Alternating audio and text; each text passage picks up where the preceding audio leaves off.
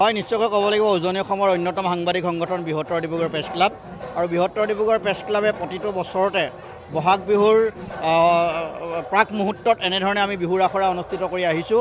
আৰু এইবাৰো আমি ঐতিহ্যমণ্ডিত ডিব্ৰুগড় সাহিত্য সভাৰ সৈতে যৌথ উদ্যোগত আজি আমি বৃহত্তৰ ডিব্ৰুগড় প্ৰেছ ক্লাব আৰু সাহিত্য সভাই লগ লাগি ডিব্ৰুগড় সাহিত্য সভা ভৱনত 6 দিনীয়া আমাৰ যি আখৰা আছিল বিহু আখৰা, আৰু এই বিহু আখৰাত আমি বিহু নৃত্য, বিহুৱতী, বৰ বিহুৱতী, মৌ কুঁৱৰী, বিহু কৰি ইত্যাদি ধৰণৰ আমাৰ আখৰাসমূহ আৰু পুৰণি যিসমূহ আমাৰ পৰম্পৰাগত বিহুনাম আছিল, বিহুগীত আছিল, সেইসমূহ আমি শিকাবলৈ যত্ন কৰিলোঁ।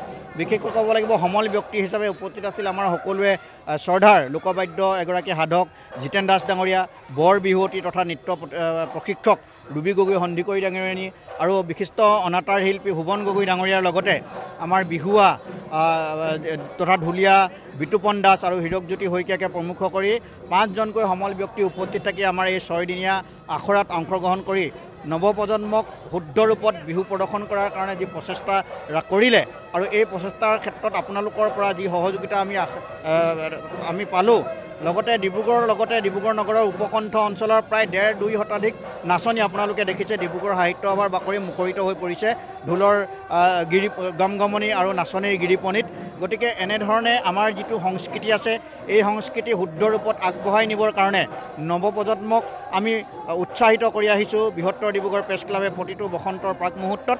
আৰু আমি ক'বলৈ পাই আমি আনন্দ লাভ কৰিছোঁ যে আমি ডিব্ৰুগড়ৰ সকলো সাংবাদিক একত্ৰিত হৈ বিহুৰ আমি হুঁচৰি পৰিৱেশন কৰোঁ। পৰম্পৰাগতভাৱে যি হুঁচৰি আমাৰ অসমীয়াৰ সংস্কৃতিৰ অন্যতম প্ৰাণ বুলি ক'ব লাগিব বিহুৰ, এই হুঁচৰি আমি পৰিদৰ্শন কৰোঁ। আৰু এই হুঁচৰিৰ প্ৰাক মুহূৰ্তত এনেধৰণে আমি কেইবাদিনীয়া আমি আখৰা আমি ইয়াত অনুষ্ঠিত কৰোঁ। আৰু আখৰাৰ আজি অন্তিমটো দিনত আপোনালোকে দেখিছে ডিব্ৰুগড়ৰ সকলো বিভিন্ন ধৰণৰ জাতি জনগোষ্ঠী তথা বিশিষ্ট লোকসকল আহি ইয়াত উপস্থিত হৈছেই। গতিকে ইয়াৰ জৰিয়তে আমি আগন্তুক ৰঙালী বিহুৰ সকলোকে আমি পুনৰবাৰ আন্তৰিকতাৰে ওলগ তথা শুভেচ্ছা জ্ঞাপন কৰিছোঁ।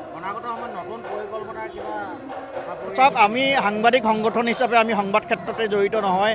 বিভিন্ন সময়ত সাহিত্য আমি গ্ৰন্থমেলাত আমি গ্ৰন্থ বিক্ৰী কৰিছোঁ ডিব্ৰুগড় সাংবাদিকসকলে, আমি হুঁচৰি পৰিৱেশন কৰিছোঁ প্ৰতিটো বসন্তত, আমি ক্ৰীড়া প্ৰতিযোগিতা অনুষ্ঠিত কৰিছোঁ বিভিন্ন সময়ত। তেনেধৰণে আমি ক্ৰীড়া সাহিত্য সংস্কৃতিৰ ক্ষেত্ৰত বিভিন্ন সময়ত আমি সাংবাদিকসকল ঐক্যবদ্ধ প্ৰচেষ্টাৰে ডিব্ৰুগড় সাংবাদিকসকলে এনেধৰণে নিদৰ্শন দাঙি আহিছে। বিহু আখৰা অনুষ্ঠিত হৈছে, আজি সামৰণি দিন। আমাৰ ইয়াত প্ৰায় 1.5 শতাধিক ছাত্ৰ ছাত্ৰীয়ে অংশগ্ৰহণ কৰিছে বিহু আখৰাত। বিশেষ মানে এই চহৰখনত মানে ডিব্ৰুগড় মহানগৰত এনেকুৱা ধৰণৰ এটা সঁহাৰি নিশ্চিতভাৱে উৎসাহজনক। বিহুৰ প্ৰতি নতুন প্ৰজন্ম যে আকৰ্ষিত হৈছে, বিহুটোৰ প্ৰতি, বিহুটো যে তেওঁলোকৰ প্ৰাণত আছে, এই কথাটো এই কাৰ্যৰ পৰা প্ৰতিফলিত হৈছে। আৰু আমি উদ্যোক্তা হিচাপেও আনন্দিত হৈছোঁ। আমাৰ বিহুটিক নতুন প্ৰজন্মই যাতে আগন্তুক দিনত আগবঢ়াই নিয়াৰ ক্ষেত্ৰত কোনো ধৰণৰ যে ত্ৰুটি নাথাকিব, এই কথাখিনিৰ পৰা স্পষ্ট হৈছে। তেওঁলোকক আমি যিদৰে আমাৰ সংস্কৃতিৰ কথা আমি কৈ যাম, আমাৰ সংস্কৃতিৰ বাট দেখুৱাই যাম, আৰু সেই বাটক তেওঁলোকে অধিক শক্তিশালী কৰি অসমীয়াক অনাগত দিনত এক শক্তিশালী জাতি হিচাপে প্ৰতিষ্ঠা কৰিব পাৰিব বুলি আমি আশা ৰাখিছোঁ। ধন্যবাদ।